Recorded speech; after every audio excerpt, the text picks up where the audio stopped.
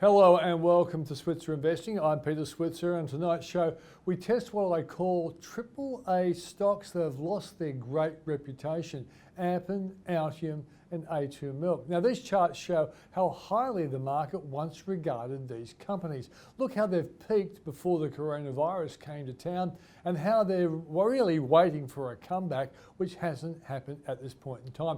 Will this happen? When will the bounce back eventually come? And are they no longer quality companies which don't actually have a future? Or is it a matter of just being patient? To answer these questions, we have Jun Bei Liu of Tribeca Alpha Plus Fund, Paul Rickard of the Switzer Report, and Julia Lee of Berman Invest. So let's kick off with Julia Lee.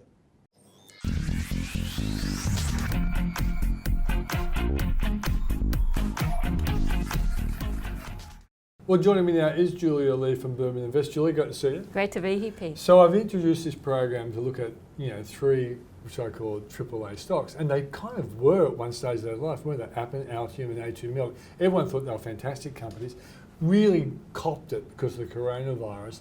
And at the moment, I don't think the analysts are doing handstands to say to buy it now. But before I get your view on it, as companies, do you think the quality of these companies have changed remarkably? Permanently?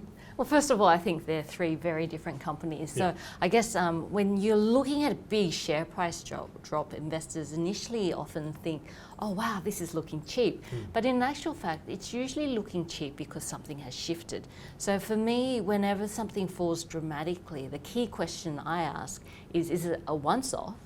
Or is the market pricing a once-off as a forever thing?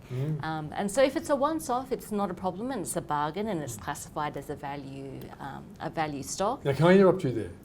If the once-off still includes 3 downgrades, can that still be, well, this is just a temporary problem, a stupid CEO, a crazy government decision, Beijing's picking on a company, TWE is a classic case in point, but okay, so go on. Once off is fine, even if it's 3 downgrades, as long as there's a recovery in store. And they do say great things come in 3 and bad things as well. There's 3 blind mice, 3 wise men. And usually when you see the first downgrade, we joke in the market that it's usually 1 of 3. So exactly. It is quite normal that there is a bit of a downgrade cycle involved. The question is, how long does that last for? Is it a forever cycle where you're seeing the death spiral? And that's what we call it, when it looks like value, but then it keeps on spiraling down to oblivion. And that spiral could have a knife that's spiraling as well. And catch don't the catch rolling it. knife. Don't catch it. Yes. Okay, right. So set the scene. So why don't we go through the companies one at a time and see if you think the problems they've got is permanent. Now, the one of the 3 where the analysts I looked at are pretty positive on it is Altium. What's your view on Altium? Yes, I like Altium. So Altium is in the area of electric circuit boards, and when you have a look at tech stocks, for me they fall in 1 of 3 categories, or I guess companies that have been impacted quite negatively during the period. One, they've been impacted negatively just because of a change in sentiment, or because during COVID-19 they did really well and this great growth was priced in, and you're going to see a moderation of growth because growth has been brought from the future into to the present. The second scenario is where it's been hit by sentiment, and during COVID-19 they've also been hit in terms of demand. So it's a recovery stock, so you should see recovery once COVID-19 has passed.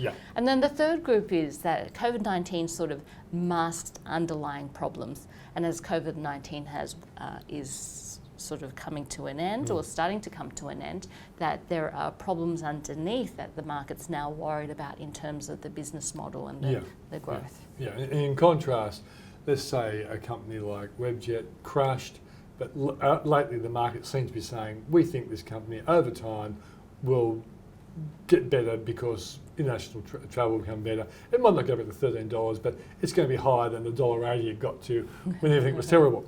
But these companies we're talking about, they're going down and they haven't turned around yet. So in the case of Altium, what do you think?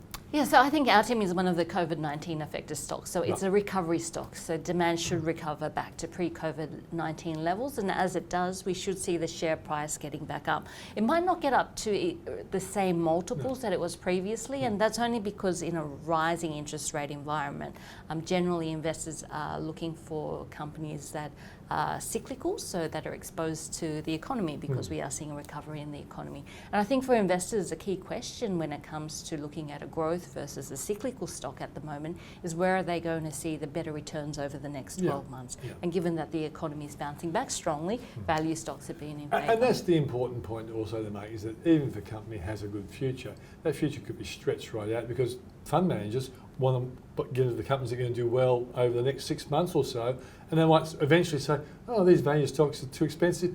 What's going on with these tech stocks over here? They might go back to them. Absolutely. I don't think the growth for tech stocks is over. I think this is a structural shift, but I think it's more of a question of time frames. What's going to happen over the next 12 months versus the next 5 years? Okay, let's go to Appen now. I like Appen because I think it's in the area of the industry of the future. Artificial intelligence, it's not big yet, but it's getting bigger. And so, but what do you think of Appen? I agree that artificial intelligence is a really exciting area that's going to grow strongly over the next 5 to 10 years. You're going to see double-digit growth coming out of this space. Now, Appen is in the area of artificial intelligence, and really they've got two separate divisions. One's relevance, and the other is in the area of speech and images. In the area of relevance, it has to do with advertising, so using AI to try and, I guess, target marketing, and it has those big tech giants like Microsoft, Facebook, Alphabet as clients. Now, during COVID-19, what's happened is that Appen has said that these companies have been focusing in on newer projects, which takes it away from Appen services temporarily. And they think that this is still going to be a positive for the company's future.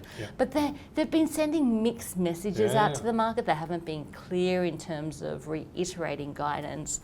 So the market is nervous that there's a structural shift in store, that these big giants like Facebook, Microsoft are developing their own in-house AI projects, which means that they're not going to need as much of Appen services. So that's the fear in the market, and that's why the share price has been absolutely plummeted. I mean, August last year was trading at what, $43, almost $44. Today it was trading just above $11. So that's a huge change, and the reason why is I don't think the market knows how to value Appen given that there's so much uncertainty. Now, there is opportunity if you can value a company like this, but given that we don't know whether that structural shift is happening or not, I guess at its AGM later this month it should become clearer. There's so many ifs and buts.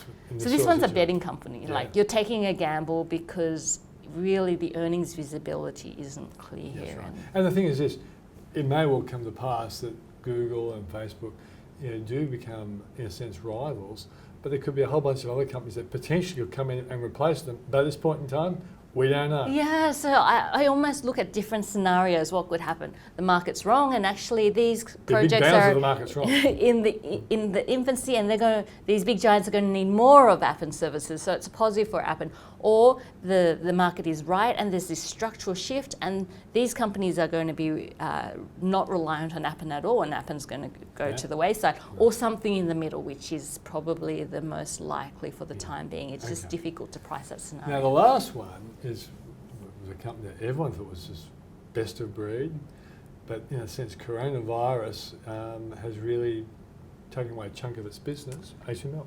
Yeah, so the coronavirus has taken away a chunk of its business, and this is one that falls into a few different categories. It's been COVID-19 impacted, but also COVID-19 impacts have masked what might be structurally happening under the hood.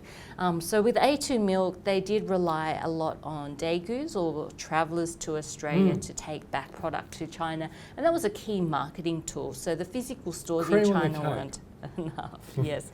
So the key. I've used it before. But go on. Cream in terms of the infant formula. So for A2Milk, what's happening over in China is that the Chinese government is focusing in on domestic brands. So that's been a negative for So the Beijing bully boys are affecting A2Milk on one level? Multiple levels. So that's one level. The other is that the birth rate has continued to fall through COVID-19. So in China, birth rates are actually falling. So that's a structural shift as well. You need babies. Would we blame Netflix for that? Well, if people were locked up at home, really the baby boom should have gone up, but they must have been watching TV I instead. think if you're locked down, well, the new couples can't meet and procreate. Oh, that could be Yeah, too. the old couples is not a problem. Okay. Maybe So won't. they need bars to procreate. Maybe a little bit of alcohol. So A2Milk, I think, has been impacted both by COVID-19, but also structural shifts in terms of the market. So it needs a new marketing plan, which it's trying to look at, which means more investment, so more spend, and also getting rid of old stocks, so discounting in the new I've term. also thought that maybe Beijing may discourage Chinese travellers to come to Australia until Canberra and Beijing kiss and make up. Well, there is that tension between Australia and China at the moment, which certainly isn't going to be helping travellers or students coming over. But I guess the other thing with A2Milk is it kind of reminds me of Bellamy's. It sort of went up to the stars and then had problems, and then it got so low that takeover offer came. Yeah, do you think the takeover might be on the cards for A2Milk? So this is the other thing, when stocks fall so much that at some point they become potential takeover plays. It's hard to invest just hoping for a takeover play because if that takeover play never eventuates and it's a death spiral down. But with A2Milk, it could potentially become a takeover play. Yeah, private equity must be at least looking at the share price saying, this is like a very cheap company. But it's probably unlikely to be a Chinese company given we haven't seen a lot of investment from China. Although, A2Milk is a New Zealand company, That's so right. potentially I think that's what they should be saying. We are not Australian. That is true, that it is a New Zealand company. That's right. Okay, so that's the three companies. So obviously, of the three, Altium looks like the one that probably has the most upside in the short to medium term as opposed to the other two. Yeah, I would prefer Altium because I think it's the COVID-19 recovery stocks, whereas the other two, there might be structural problems that need to be addressed first. Okay, so that's my AAA analysis. AAA. Well, they were kind of AAA Yes, companies, and they're not quite now. I noticed for the Switzer report today, you had a look at Computershare. You like Computershare? Yes, so I guess there's been a lot of talk about inflation and rising interest rates sooner than what central banks are predicting. So I've been thinking about what stocks benefit from a rising interest rate environment. Obviously the banks, but we've already seen an increase substantially in the bank share prices, and then the insurers, but once again we've already started to see recovery there. And then companies like Computershare, ASX are also beneficiaries in a rising interest rate environment. Then add into the mix with Computershare, its mortgage business in the US, there's potential upside there. What's that mortgage business like? So they're servicing mortgage loans over there. It's actually a full service business, but they benefit from refinancing. But at the moment, there are some COVID levels of support in terms of the US housing market, which should disappear over the next few months. So that might add into more activity in terms of the US mortgage market, which would be a positive. So Julia Lee, great to see you. Great to see you too, Pete. That's Julia Lee, Berman Invest. This episode was brought to you by WCM Investment Management, a California-based global equities manager with an outstanding long-term track record. This chart shows the significant outperformance of WCM's quality global growth strategy over the past 1 year, 3 years, 5 years, 10 years, and since its inception. Investors can access the strategy via the ASX with their choice of an exchange-traded managed fund, WCMQ, or a listed investment company, WQG. Well, to test out my AAA stocks, we have Jun Bei Liu of Tribeca Alpha Plus, and we're going to look at Altium, Appen, and A2Milk. June, great to see you. Great to be here. Thank you. Now, I know in the past you've said you like these companies, but I want to actually drill down a little bit more because they have been pressured by the coronavirus and other things around that. So let's start off with a company like Appen. What's your short to medium term view on the company?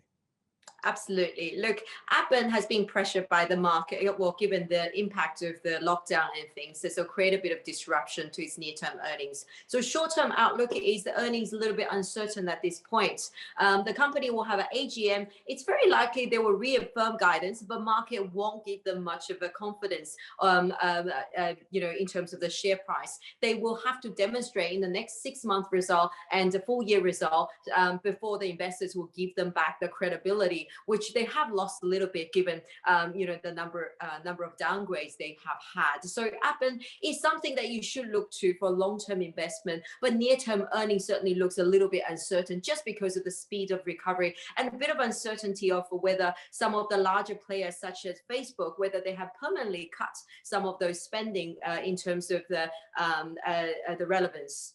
Yeah, but Appen is actually in a very good area when you talk about the themes for investing, isn't it? Artificial intelligence is a future theme, and that's where Appen plays.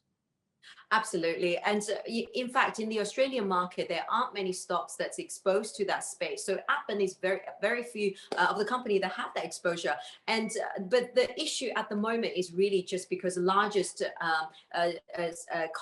companies such as Facebook and Google, they aren't spending as much, but it could be just a short-term COVID-related impact. So we need a bit of time to tell. But over the longer period of time, we do believe Appen is well positioned, and its business model certainly is very strong. Okay, let's go to a company like Altium, another company that's done very well over the last 3 to 5 years, off the boil since the coronavirus.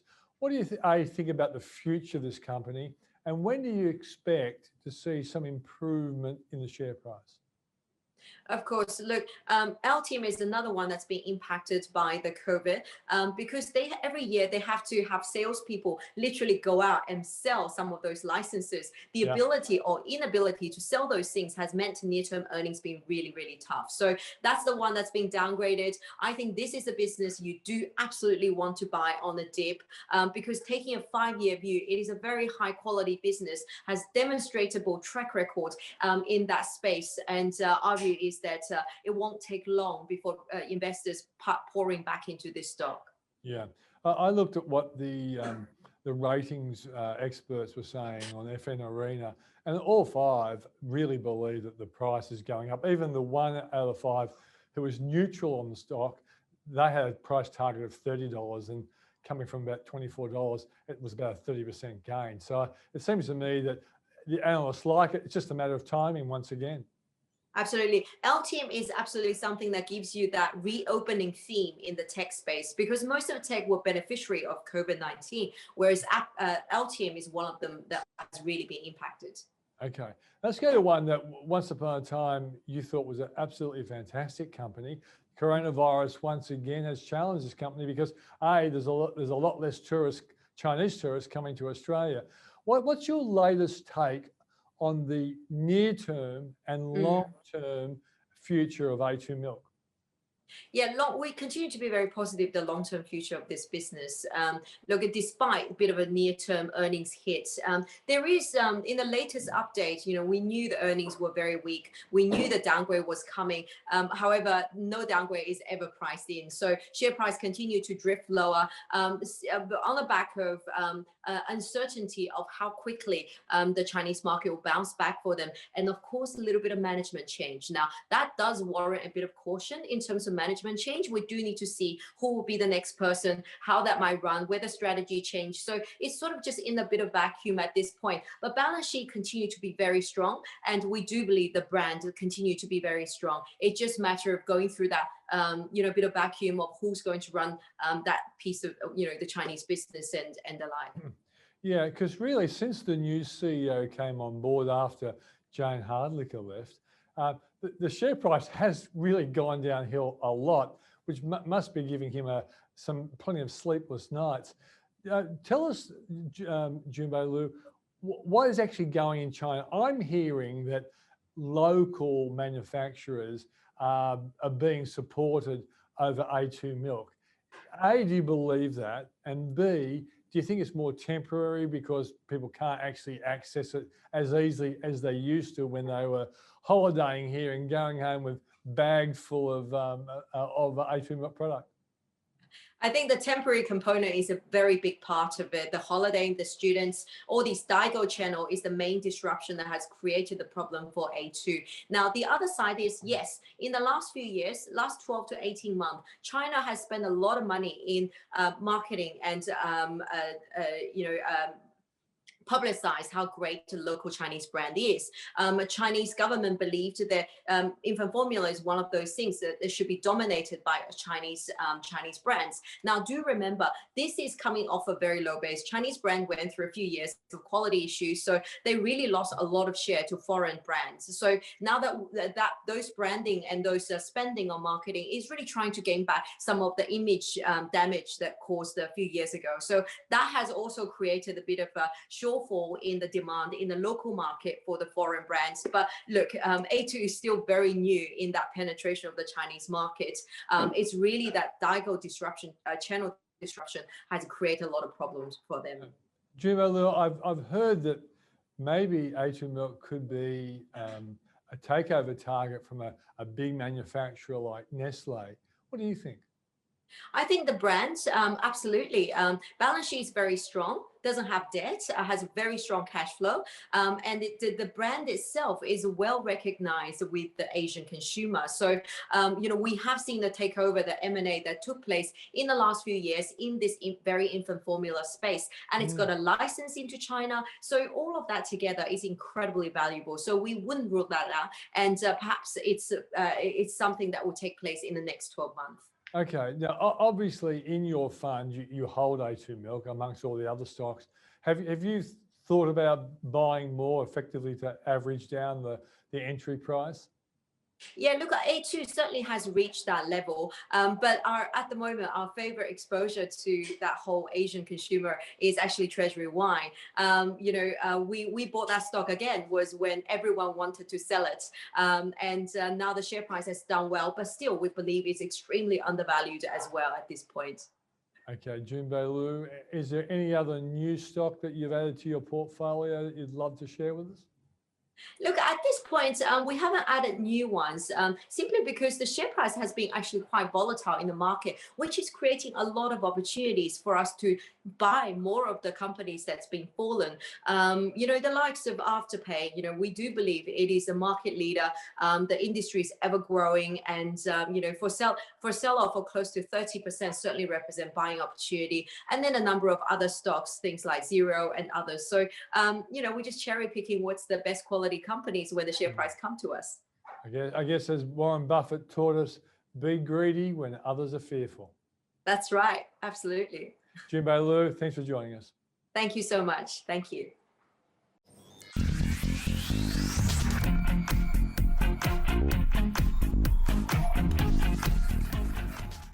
As I was saying to Jun Bei Liu, Altium really looks like an interesting proposition. Here's the 5-year chart. You can see where it was.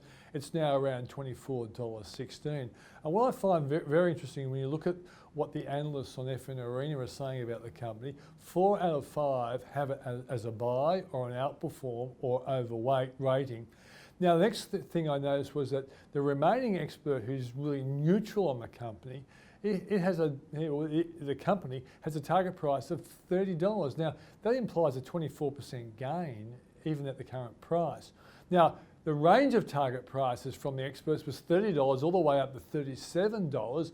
And if this number is right, then that would mean a 53% gain. Putting this all together with what Jun Bei Liu said, it confirms my suspicions that this is a company that probably has the most upside in the shorter term. It still might take some time, but I really think it's well positioned to do well in the not too distant future.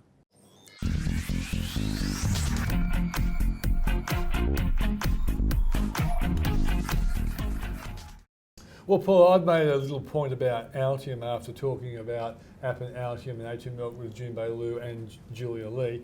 Of those three, which one do you like? Look, I'm going to say I like Zero the best, Peter, but of those three, that wasn't part of the question. Yeah. We'll come to Zero, I'm sure. Yeah. Look, I probably like Appen the best of the three you've nominated. I think it's probably got the most upside, that's what the analysts say, from your piece, and gone down the hardest. And really, I don't think Appen's done anything too bad. I think the CEO opened his mouth at the wrong time a couple of times, and there's clearly been some change in the way that they contractual arrangements with clients. But it is still, it is making a profit, positive earnings, and I think it's a pretty good business underlying that. Altium is sort of, I rate number 2. For the long term, Peter, A2Milk, but I sort of just think you're going to have to see, something's going to have to change to turn that company around. Now, maybe it is, I read your piece, it is a Nestle or someone coming in and saying this is super cheap, but at the moment, I'm a thing that worries me about A2Milk because I'm just still not convinced all the bad news is absolutely out. Well, my worry is that the Beijing bully boys could be really bad on tourism into Australia until ScoMo kisses and makes up with Beijing. So there are, and I hold A2Milk, and I'm even toying with the idea of buying at low prices to bring the average price down. But I think my wait might be longer than a lot of people out there were prepared to wait. So I think you're going to have to be patient. It needs a catalyst. Now, it's obviously getting super cheap, and we know it's got a fantastic brand. And notwithstanding the problems with ALU trade into Australia, its position in the US, in China through the mother and baby stores is pretty phenomenal. There are a lot of real positives. But have we seen is all the bad news out? And what's going to change those factors? Because you can't see the ALU trade restarting in the short term, right? And you think that China's still going to be, not going to do any favours for an Australian, and particularly more like a New Zealand company, and margins might be coming under pressure. So, I also did think that universities are trying to bring Chinese students back to Australia, and they're even talking about doing their own quarantining service. A lot of those students were probably part of that Dago trade, weren't they? Yeah, but look, there are certainly visitors and there's students and there's a corporate element to it as well. But Yeah, and international borders, well, we're not expecting them to be really open properly, at least to, probably 9 months' time. Anyway, so that's the analysis there. But Paul, you did write about Xero today in the Switzer report. Well, I see Xero more as a core holding, right? I mean, the others I think have been sold off a long way, and and you got to look at the factors that will turn them around. But I think Xero's just came off on the back of what I thought last week was a pretty good profit report, but it fell short on some expectations for the market. Not on the revenue line. The analysts were happy about the revenue line, but they thought the EBITDA line was a bit less than they expected. And that's because Xero's been reinvesting on product and development. And it's really a question of, with any of these companies, you've got to back the long term or the short term.